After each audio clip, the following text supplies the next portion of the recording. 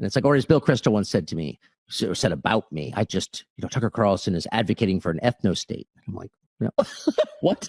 No, I think that's what you're doing. But this idea that we are on the precipice of another Holocaust, like this is not grounded in reality and it's not healthy. It's so destructive. They're really playing with fire, I think. Then you know what, Ben Shapiro? You get Nick Fuentes. I gotta say, there's a part of me that just feels like, okay, now deal with this, man. Dave Smith and Tucker Carlson just sat down together and blasted the Zionist campaign to cancel Tucker Carlson. And in this clip, they explain why it's not going to work, why every single Zionist lining up with their crosshairs on Tucker, like Randy Fine and Lindsey Graham and Ben Shapiro and Mark Levin, are going to fail. And spoiler, it's not because we're all anti-Semites. So let's watch. Please like the video and subscribe to the channel. There's basically no one I enjoy talking to more at all times, but particularly this week when there has been this massive coordinated cancellation attempt. I've seen this happen to other good friends of mine. I was right around when Joe Rogan was going through this kind of massive coordinated effort, but it did not feel nearly as vicious or at least as close to inciting violence as this one does. So, of course, we're welcoming to the show the great Tucker Carlson. How are you, sir? Well, it couldn't be better. Thanks for having me, Dave. Oh, yeah, of course. Anytime. Obviously, you have an open invite onto this show. So a lot's gone on over the last week or so. And obviously it started, you had Nick Fuentes on your show. I had just had Nick Fuentes on my show a few weeks before that, but as has become custom, you have become my human shield. Once again, where all the outrage is generated toward you. But all the deaths are still my fault, as the human shield logic works. But so there was this huge show that you did with Nick Fuentes. Then Josh Hammer, as I covered on my last episode, wrote this incredibly disgusting and creepy piece for the Daily Mail about it. And then there was a big event, I believe it was Genocide Fest 2025, where the theme of the entire thing was that Tucker Carlson is not MAGA. And in fact, there were calls to cancel Tucker Carlson. And so I kind of want to go through all of this. Yeah, with Randy Fine up there holding up the Tucker Carlson isn't MAGA signs with like a select 10 to 15 individuals that were clearly paid. This was so astroturfed. And even the pro-Zionist crowd was like, I guess a few of them, like 2 or 3 that you could see clapped, and the rest were like, what the hell is going on here? This is so fake and phony, and it's just not going to work. When Randy Fine is literally up there saying that Tucker Carlson is literally, this is verbatim, the most dangerous anti-Semite in America, and he's leading a new Hitler Youth movement. You can't make this up. Watch that segment. I swear I'm not making this up, but this is just Looney Tunes stuff, man. And they call us conspiracy theorists, right? And we're obsessed with Israel when that's all they defer to in terms of prioritizing issues. That's what we're dealing with. As best we can and respond to it. Let's start with the podcast that you did with Nick Fuentes, and maybe a little bit about the one I did with him as well, because I thought there were similarities between the two. And one of the things that I just find very interesting about this is that all of the neocon Zionists are insisting that you didn't see what you saw on that show, that something else happened, that what happened on this podcast was Tucker agreed with all things Nazism or something like that, when in fact, for anybody who did watch the show, what you actually heard was Tucker Carlson tell Nick Fuentes and the world that it is against his religion to hate Jewish people, or any group of people for that matter. And so it's just, there is something so, I don't know, it's just this crazy world we live in. Yeah, it's pretty dishonest to see how people reacted to this when it's so clear that there was a lot of pushback, and Dave detected, one of the biggest and most notable areas in which Tucker pushed back against Nick Fuentes in that interview. But another one I picked up on was when Tucker was saying, well, you're saying that a lot of this at its core is on the basis of Judaism, but there's so many good critics of Israel on the right, and it just doesn't explain this in that way. And he cited, for instance, Jeffrey Sachs. That's a hero of mine. I think there's basically no one better on foreign policy than maybe like Dave Smith and Ron Paul than Jeffrey Sachs. And he's Jewish too. So is Glenn Greenwald. So is Max Blumenthal. So is Aaron Mattei. And other people we cover here, Norman Finkelstein. They're all great on this issue. And Tucker pointed this out and put this on the table for Nick to deal with. But there's something so still to this day startling about watching someone go, my deeply held religious views are that I can't hate Jewish people. And then the response is, look, a Jew hater. So bizarre. Well, right. And it scrambles the literal brain. And I am literal. I'm a writer, so I believe in words and their meaning. And I think they have nuanced, but basically fixed meanings. And so to see someone lie or speak in a way that's dishonest, but totally unmoored from physical reality is always bewildering. And you're like, but no, that's not, I said the opposite. Right. And then you realize, of course, it's not about you or what you said. It's about something bigger. And there are a couple of things. I mean, the most obvious on a political level, this is a fight over what happens after Donald Trump. Yeah, it is. And, they care about narrative more than truth in this Zionist lobby. They'll lie through their teeth about you and what you actually believe while backing Josh Hammer writing an argument that says, hey, I'm going to compare Tucker to a fox in a henhouse and say that the fox must be neutralized. But there was no bad motives there, man. There was no hate in that. That wasn't hate speech. But you are just merely for tackling the issues with this guy that we don't want you to tackle the issues with. We want you to cancel him. Like the liberal establishment people that you ridiculed for taking that same position, when it comes to debating conservative voices. It's just so insane. You can't even make it up. What does the Republican Party look like? Does it actually adopt an America First foreign policy as promised 10 years ago?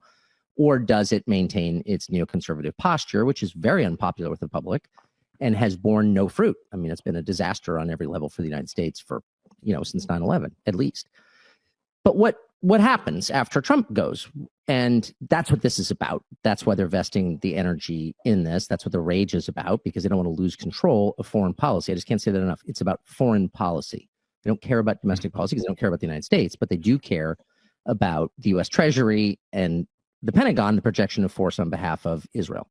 And so that's what they're arguing about. And again, that's a very unpopular position with the public, which is why they don't say it out loud. My position has always been, I'm not ashamed of my views. I'm happy to talk about my views with anybody. I don't think I have any reason to be ashamed of my views. I think they're actually kind of moderate, honestly. They're different from the way things are operating now. And of course, I disagree with the direction the U.S. government's taking in a whole bunch of different ways, but I don't think we should burn the U.S. government down. Well, it's enough to say prioritizing America first. That alone's a dog whistle, right?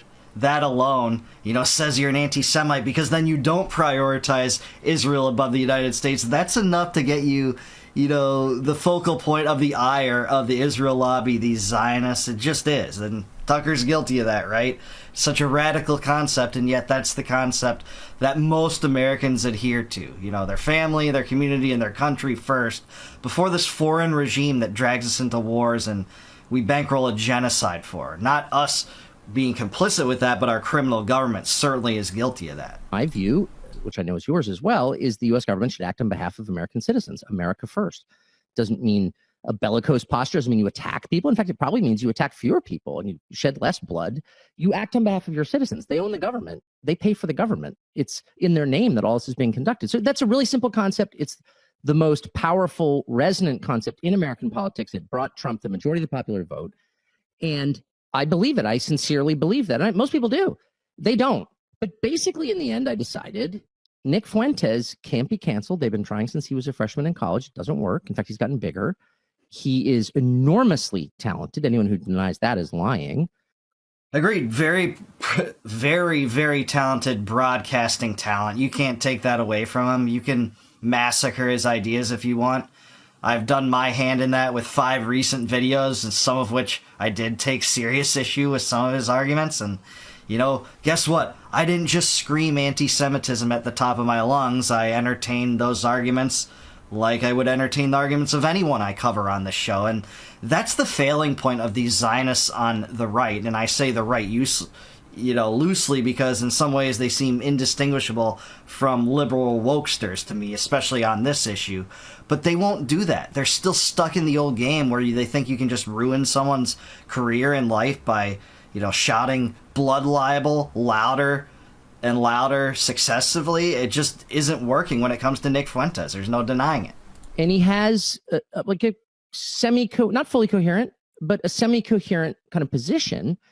And I would like to hear what it is, because that's kind of my job. And I'm also interested because he's the most influential voice for men under 30 in the United States. More influential than me, more influential than you. I don't think there's any question about that. I spent a lot of time thinking about this and talking to a lot of people about it. And I think that is true. So it's not like I didn't make Nick Fuentes, hardly. I just want to know what this is about. And I wanted to make the point that I often make, and now seems even more important than it ever has, which is that virtue and sin are not transmitted genetically. Right. There is no such thing as blood guilt. Therefore, collective punishment is always immoral. Amen. Same with collective virtue. We don't judge people that way. We judge people on the basis of their individuality, and they can't be culpable of sins of their father or people of that arbitrary group. If you're a metalhead, you're not responsible for the deeds of other metalheads, and I am, by the way. Many of you know that. I wear lots of metal shirts, but that's just an example. And the same thing is true about your virtues, as Tucker is saying, and, your fortitude, your mental awareness. You don't take on the attributions of someone else. Our whole society is built in a way that's based around the individual, and only the individual can be either commended or condemned for wrongdoing. I think that about government, and I have to get away from, violating this in some ways. I think like the CIA should be abolished. That's not to say that I think literally every employee is literally down the line evil. I think that they all should have their jobs terminated. So we do speak collectively in that way. It's kind of unavoidable sometimes when there are monstrous institutions, but at the same time, it comes down to individuality. God created each person individually. He did not create communities at once. He created people, and all of us will die and in the end face God alone. So it's about the person, and people can be changed by God, by the way. And the New Testament is that story of people who were, in the case of the whole hero of the New Testament, the human hero is a guy called Paul, was murdering Christians as a Pharisee, and then becomes the greatest proselytizer in the history of Christianity and my personal hero. So Absolutely. I love this example. I use it all the time. When people say, this is a lost cause, don't trust this person, I've typically remarked this sometimes in my comments section, is look at Paul. A year before the road to Damascus, he was a Pharisee persecuting Christians. He was at the stoning of Stephen. He played a role in that. He was on the way to Damascus to persecute more Christians to their deaths. And he turned into, the greatest evangelical of the first century. That's just the truth. And there's a powerful lesson that we can all learn from. There's redemptive arcs in a lot of people, even some of the people that I typically despise. I want to remain open to that because I once was a neocon. I once was a Zionist, if you can believe that. But, it took seeing the truth. It took being exposed to the truth. Not everyone has been, and it's not always their fault. We're locked into an educational system that's controlled in many ways by the ruling powers and the ruling Zionist-focused groups. It's just true. don't tell me that people can't be changed because of their blood. Yeah, like 100%. And, I had a post on X the other day about this where it was, I saw it was Dave Rubin and he was talking to Brett Weinstein. And I forget exactly what Brett was saying, but he was saying something about your episode with Fuentes that was reasonable. That was just like a reasonable take. Like, let's not go hysterical about people having conversations with people or something like that. That's radical, though. To the Zionists, that is truly radical. That's what, is just true now. And then Dave Rubin said something like, hey, you could try to be nice to them all you want, but with a last name like Weinstein, they're still going to end up getting you or something. And I was like, guys, this idea that we are on the precipice of another Holocaust, like this is not grounded in reality and it's not healthy. It's so destructive because, again, like you said, you just get people to be at their most panicked. That's what we want, people to be making decisions at their absolute most panicked, especially when it's so far removed from reality. Yeah, that's unbelievably delusional. I mean, people that are actual anti-Semites and express those views and tie their own names to it rather than some, anonymous avatar on Twitter, they suffer the ramifications of that. They lose their jobs often, have no political support, there's no political money, in those types of people and any kind of organizations like that. How powerful is the KKK these days? It just, otherwise it's like Fed groups. Maybe the Feds are infiltrating the KKK, probably so, but the Patriot Front and all those groups of obvious Feds, all with the same kind of body structure and haircuts. It's so laughable to think that we're on the cusp of a Holocaust. It's just, there's no evidence for it. And it I do. So hostile. It makes them really, really hostile. And you feel that. I mean, there are a couple of quotes from that Josh Hammer guy who was like, Europeans have hatred or anti-Semitism in their DNA. What? First of all, nobody has hatred in their DNA. People, just to restate, people are not sinful or virtuous by nature of their DNA, period. So, but he believes that. So like it does create hate. There's a lot of anti-European, anti-white hostility. But that's never accused of being racist by these same people. They don't maintain consistency because, again, the narrative is more important to them than the truth. Favoring Israel and the Zionist lobby, in every case, is more preferable than actually telling the truth and being consistent and not dragging others for things that aren't their fault. It grows out of that. Like, if you think people are going to come kill you, you hate them. And I do blame whoever raised Josh Hammer or Dave Rubin, who probably doesn't really believe. Dave doesn't have much of a soul. I don't know if he actually believes any of this, but there are a lot of actually good people I know. Michael Savage, I've always really liked Michael Savage. He keeps texting me like, "You're a Nazi." It's like, Michael, it's me, dude.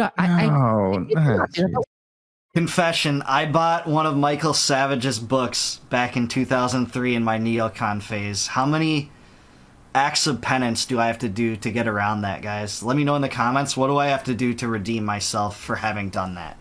Committed that atrocity. I think I have it somewhere here. I have Rumsfeld's book too, if you could believe that, somewhere. I know what you guys are thinking. You're friends. And that is so, obviously makes me so sad because I really like Michael Savage. I always have. But beyond my feelings, which are not that relevant, that gets you to hate. That produces hate. Fear produces hate. If you're panicked, like if I felt my house was being broken into, I would hate the home invader enough to shoot him without feeling bad about it because I feel so threatened. Right. It's that principle, but they're making it kind of nationwide and they're really playing with fire, I think. Amen. It's ramping up the potential for violence to be influenced by that. You wouldn't blame them if someone else killed someone and said, "Hey, Josh Hammer said to do this." That guy is still to blame. But this is exactly what the right criticized when it came to killing Charlie Kirk. Whose fault was it? It was the left, right? That's what they said. I'm not saying that I agree with this narrative, but so many people on the right said that. It's because of the things that Charlie Kirk said, right? Doesn't excuse violence. And, a lot of the right-wing narrative was when it came to the shooter of Donald Trump, Matthew Crooks, who we still, by the way, don't know that much about. The feds haven't been that forthcoming about that guy. Seems like he had no footprint on the internet. A lot of them were like, well, we're blaming the left because of all their violent rhetoric saying, Trump's a Nazi, Trump is indistinguishable from Hitler, blah, blah, blah, blah, blah, all this rhetoric. And whether there's a point to that or not is not the point. It's just that it's inconsistently applied when it comes to this. That they can say these things about Tucker Carlson and say, like, the fox needs to be neutralized in the henhouse, but that doesn't potentially inspire violence toward Tucker Carlson. It's so warped and perverted. The unpatriotic conservatives that David Rum, the speechwriter, the guy who coined the term axis of evil, helped launch us on this whole path that we've been on since then, that's wrecked the 21st century. Who were the conservatives who were unpatriotic? It was all the best ones, the best right-wingers in America. It was Pat Buchanan and Ron Paul and Lou Rockwell and Justin Raimondo and Sam Francis and all. It was all the best guys. None of them were Nazis. None of them were bigots. They just all had one thing in common. They opposed the war party. That was the whole crime that any of them committed. They were the most patriotic conservatives. And that is the practice of, and I do think there's a spiritual component to this, but of the slanderers now dominating our conversation, it's to invert the truth, not to pull it 3 shades or 15 degrees off. It's to flip it exactly around. No, you're an agent of a foreign country, a foreign power. And it's like, or as Bill Kristol once said to me, said about me. I just, Tucker Carlson is advocating for an ethno state. I'm like, no, what? No, I think that's what you're doing. But of course, that's exactly what they're doing. They can have an ethno state, but you can't. It's the ultimate mark of hypocrisy. It's the same kind of hypocrisy about AIPAC not having to register under FARA as a foreign lobby. It's the same kind of hypocrisy that Israel's the only country in the Middle East that can have a secret nuclear weapons program, not subject to any inspections. But then Israel can go to wars with other countries in the Middle East on the basis that they have a suspicion that that country has a secret nuclear weapons program. The hypocrisy is just way too striking. It just stands out right in front of you like a sore thumb that you can't ignore. I always fall for it. It's like, no, I don't have any investors. I have no debt. I have never taken a grant. I've never taken a dollar from any foreign government. I literally am not controlled by anybody, which is, of course, why they hate me. But you're literally advocating on behalf, you're lobbying for, you're in some cases in the employ of taking talking points from a foreign government, and you're accusing me of being an agent of some Russia or Qatar, or both great countries, by the way, I should say. But I've never taken money from them, obviously, and I wouldn't. Oh, and yeah. I always try to get those people to join me in a coalition to shut down the U.S. airbase in Qatar, the Unid airbase, I think it's called there, the biggest airbase that the U.S. government has there, to really stick it to the Qatari regime. We wouldn't be able to protect them then, but these Zionists don't want to do that. It's because we use it to protect Israel, too. So, yeah, this is just so ridiculous. Really focused on America, but the point is, this is such a well-trod point, but I just have to say it again. They accuse you of what they're doing. Every single time. And what is that? That would never occur to me. I would never even think to do that. It's too braced for me. I couldn't do that. And then I got to say this other point too, because specifically on the idea of like canceling you and I want to, so first I want to make this point, and then I want to at the end talk about the kind of implied violence here. But I just wanted to, so Daryl Cooper posted this earlier today, and it was a on your theme of like, they accuse you of what they're guilty of. So here's just a few, just at random, of this kind of cast of characters. And of course, we could talk about Ben Shapiro wrote when he was about the age that Nick Fuentes was the age when he's been accused of all the horrible things he said, or said some horrible things. Ben Shapiro openly wrote a piece advocating for ethnic cleansing of Palestinians. He also once posted on social media that Jews like to build things and Arabs like to play in mud and blow things up. I think he did apologize for that. This is the reason I hate Ben Shapiro and have hated him for longer than anybody else that's around today. I bet out of all the popular commentators on the internet today, I bet I've hated him the longest. And it was over this. This Ben Shapiro said back in 2011, Ron Paul is manifestly evil. As in previous debates, he is now gripping the pen as he would the neck of a Jew. This is what Ben Shapiro said about Dr. Ron Paul, the kindest, gentlest Christian human being that's ever been created, who was right about everything and has never in his life said the Jews. And look, Tucker, I got to tell you, there's a little part of me that almost goes like, hey, you said that about Ron Paul, then you know what, Ben Shapiro? You get Nick Fuentes. I got to say, there's a part of me that just feels like, okay, now deal with this, man. And now say the exact same thing and watch it fall on deaf ears as it's completely empty. Right on, man. Dave's breathing fire, but damn, is he right with that, right? This attempt to cancel Tucker Carlson, I don't think will go as well as planned. I think that's an understatement that we're seeing play out. It's people like Josh Hammer with a minuscule audience trying to peddle his stupid Zionist book, saying that Tucker needs to be canceled. Well, we can see the metrics now, man. We can see the statistics and who's actually winning over an audience and winning over viewers, and it's not you. It's the guy you call Tucker Carlson that's getting our views and viewership. That's who's attracting a mass crowd now in the new media landscape. It's not the old Zionist right, which is, again, indistinguishable on the Israel issue from the liberal establishment and the liberal wokesters when talking about this issue.